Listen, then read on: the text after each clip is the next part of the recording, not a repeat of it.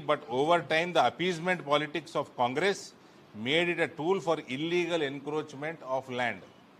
So మూడో అతిపెద్ద land బ్యాంక్గా వక్ఫ్ తయారైంది ఇలా దేశంలో. ఈ కాంగ్రెస్ వాళ్ళ ఇలా అపీజ్మెంట్ పాలిటిక్స్ వల్ల ఇలా మ్యాక్సిమం మిస్మేనేజ్ అవుతా ఉంది ఆ ల్యాండ్. దీనికి సింపుల్ ఉదాహరణ చెప్తే మీకు,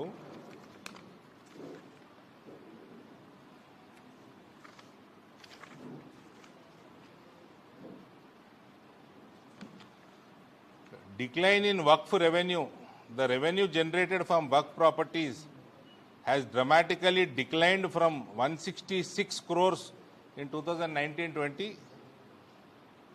to just 9.92 lakhs in 2024-25.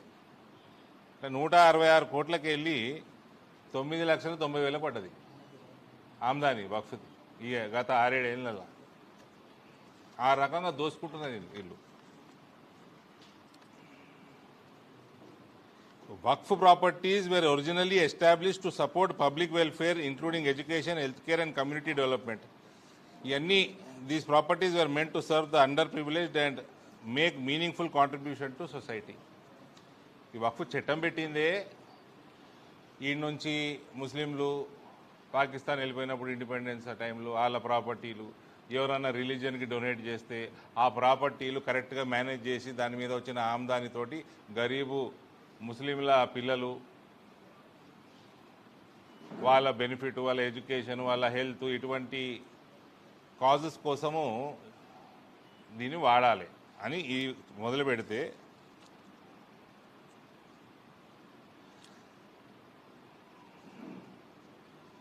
ఈ ఎంత మిస్యూజ్ అయిందో మనం తెలుసుకుందాం ఇవాళ.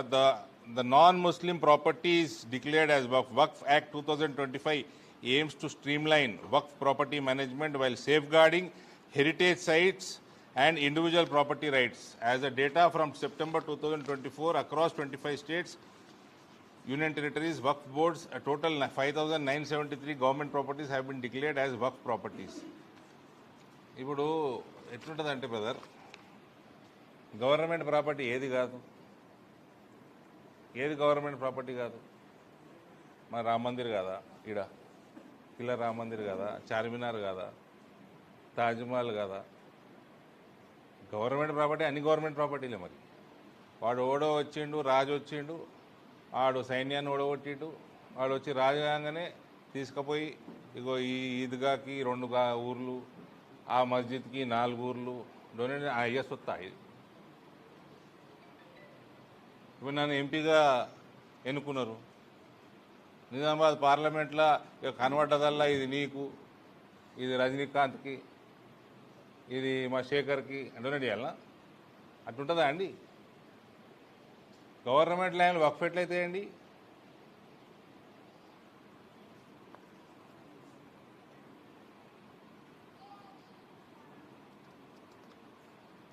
Issues with the old Waqf law. However, the old Waqf law has been plagued with mismanagement, corruption and lack of accountability. There has been encroachment of Waqf lands and the resources that should benefit society have instead been misused. So నేను చెప్పినట్టు maximum mismanagement అయింది, corruption అయింది, accountability లేకపోవడం. ఎంత misuse ఉంటుందో ఈ చట్టాన్ని. ఈ పాయింట్ చెప్పకంటే ముందు మోటామోటా 2-3 ఇంట్లో జరిగిన అమెండ్మెంట్స్ చెప్తా. స్వాతంత్రం తర్వాత వక్ఫ్ చట్టం ఏదైతే ఉండేనో 1995లో కాంగ్రెస్ ప్రభుత్వం పివి నరసింహారావు గారు, అప్పటిదాకా వక్ఫ్ బోర్డు మా పల్లెగంగన పసుపు బోర్డు లెక్క, టీ బోర్డు, కాఫీ బోర్డు లెక్క ఒక ఎగ్జిక్యూటివ్ బాడీ. పసుపు మంచి కోసము, ఛాయ్ మంచి కోసము, కాఫీ మంచి కోసము, దాని పెరుగుదల కోసము, ఎదుగుదల కోసము, మార్కెటింగ్ కోసం పనిచేయాలి. 1995లో 96 ఎలక్షన్ గెలవాలని, తుర్కోల్లో ఓట్లు కావాలని పివి నరసింహారావు ఏం చేసిండు? దానికి జ్యుడిషియల్ పవర్స్ ఇచ్చిండు. అప్పటిదాకా వక్ఫ్ కిరికిరేమని ఉంటే అందరూ పోయినట్టు డిస్ట్రిక్ట్ కోర్టుకు పోవాల్సిందే. అప్పుడు వక్ఫ్ ట్రైబ్యునల్ ఇచ్చిండు. జ్యుడిషియల్ పవర్స్ పివి నరసింహారావు గారు చేసిన ఘనకార్యం ఇది. అంటే వక్ఫ్ ఇష్యూస్ అన్నీ వక్ఫ్ ట్రైబ్యునల్కి పోవాలి. వక్ఫ్ ట్రైబ్యునల్ జడ్జిలందరూ వాళ్ళు మళ్ళీ అందరు తురుకోలే. ఇక ఎవడదన్నా హిందువుదన్నా ఎవడదన్నా క్రిస్టియన్దన్నా ఎవరిదన్నా గవర్నమెంట్ ప్రాపర్టీ మీద వక్ఫ్ క్లెయిమ్ చేసుకుంటే వీళ్ళందరిగా ముస్లిం జడ్జిలు చెప్పినట్టు చేయాలన్నట్టు వీళ్ళు. ఇది కాంగ్రెస్ పార్టీ 1995లో చేసిన హిందువులకి, ఈ దేశానికి, హిందువులు ముస్లిం పక్కకు పెట్టి దేశానికి తెచ్చిన అతిపెద్ద దరిద్రం ఇది జ్యుడిషియల్ పవర్ చేయటం.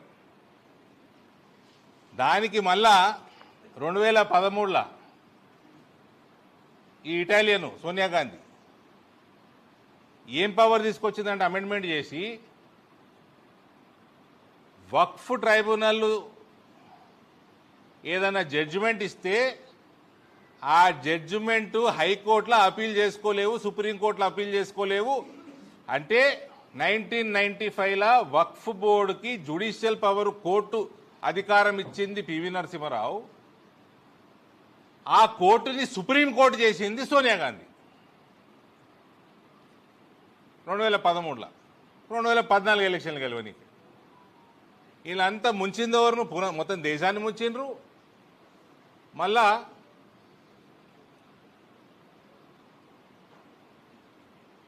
హిందూ సమాజాన్ని, క్రిస్టియన్ సమాజాన్ని, నాన్ ముస్లిం సమాజాన్ని అన్నింటి ముంచిర్రు, గవర్నమెంట్ ప్రాపర్టీలు ముంచిర్రు.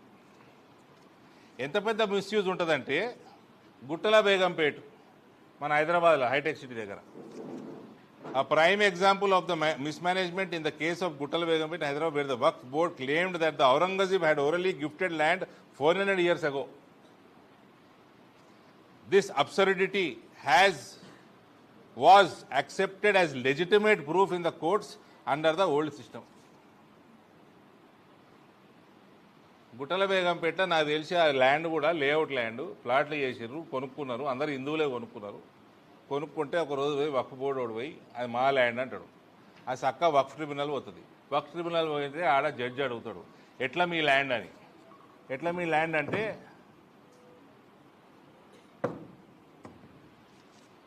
400 సంవత్సరాల కిందనట ఔరంగజేబు దాన్ని గిఫ్ట్ ఇచ్చిందట. ఔరంగజేబు గుర్రాలని మేపుతుండేనట ఆడ. ఓ గాడిది గుర్రాలను మేపుతుండేనట ఆడ. దానికి ప్రూఫ్ ఏంద్రా అంటే ప్రూఫ్ ఏం లేదు. పాన్ తినుకుంటా కూడా వాగిండు, అది ప్రూఫ్ లెక్క యాక్సెప్ట్ చేసిండ్రు. దాన్ని వక్ఫ్ ల్యాండ్గా డిక్లేర్ చేసిండ్రు. వక్ఫ్ ల్యాండ్గా డిక్లేర్ అయినాక రెవెన్యూ సిస్టంలో వక్ఫ్ అని వస్తే కథం దాన్ని ఏం చేయరాదు. ఇక ధరణి వానికి రాదు, భూభారతి వానికి రాదు. ఇక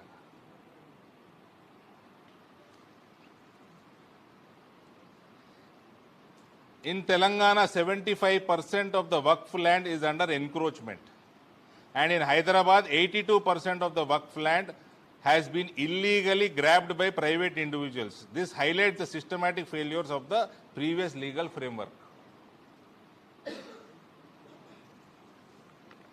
మళ్ళీ ఈ ల్యాండ్లన్నీ తీసుకొని ఈ వక్ఫ్ బోర్డులు ఉన్న వాళ్ళందరూ ఏమైనా చేసి ముస్లింలకు ఏమైనా హెల్ప్ చేస్తున్నారా అంటే ఏ లేదు. దోసుకున్నాడు. ఓ పెద్ద మనిషి మాట్లాడుతున్నాడు, ఈ ముస్లిం లీడర్ ఒక ఆయన, చార్మినార్కి వెళ్ళి పత్తర్ఘాటి దాకా ఎన్నో వందల మలిగీలు ఉంటాయి. ఆ మలిగీలు కిరాయికి ఇస్తే, ప్రాక్టికల్గా కిరాయికి ఇస్తే 2 లక్షలకి వెళ్ళి 4 లక్షల రూపాయలు మలిగికి రెంట్ వస్తుంది. వక్ఫ్ బోర్డుకి 500 రూపాయలు 600 రూపాయలు అవుతుంది. మిగిలిన ఏడిపోతున్నాయి. అక్బరు అసద్ ఇంటికి పోతున్నాయా? అంతే అన్నట్టు కదా. 500-600 రూపాయలకి ఇస్తున్నట వక్ఫ్కి. బట్ యాక్చువల్గా ఆడ 2 లక్షల నుంచి 4 లక్షల రూపాయలు కిరాయికి.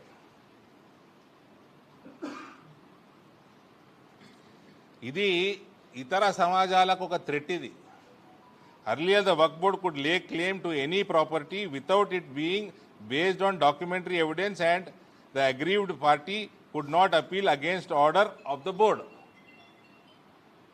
వేరే మతం వాళ్ళది ఏ ప్రాపర్టీ అయినా క్లెయిమ్ చేస్తే కథమిగా వాడు వక్ఫ్ ట్రిబ్యునల్ పోవాలి.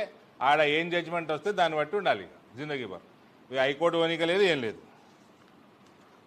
Several Hindus lost their land in this unjust and arbitrary law. Now aggrieved individuals can approach. ఇప్పుడు మేము చేసిన ఈ సవరణ వల్ల అటువంటి వాళ్ళు